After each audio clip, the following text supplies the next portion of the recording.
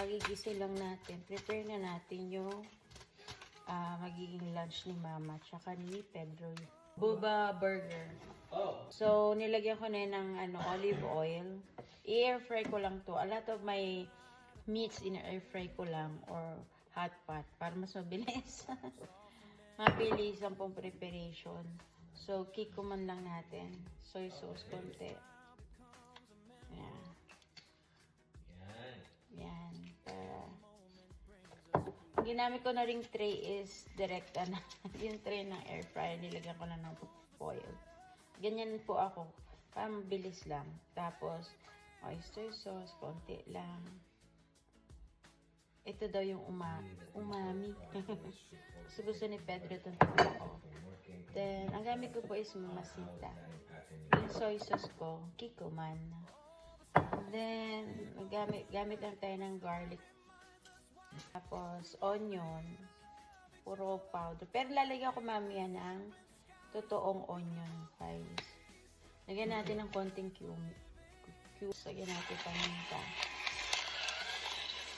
Yan, ipahid lang natin siya, guys.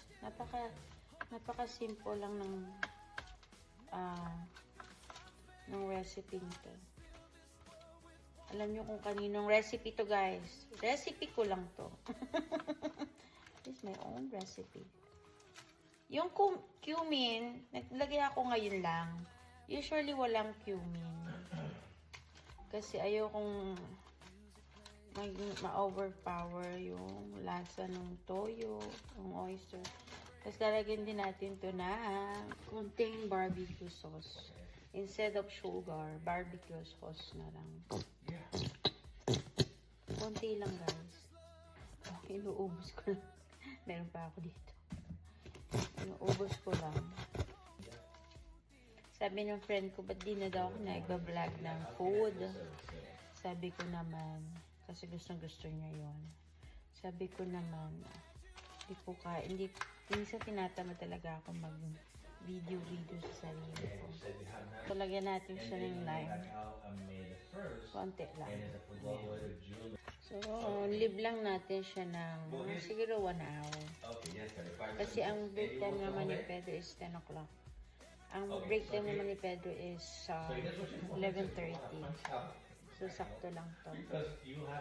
And then, we can put na actually, pwede na ito i-broil.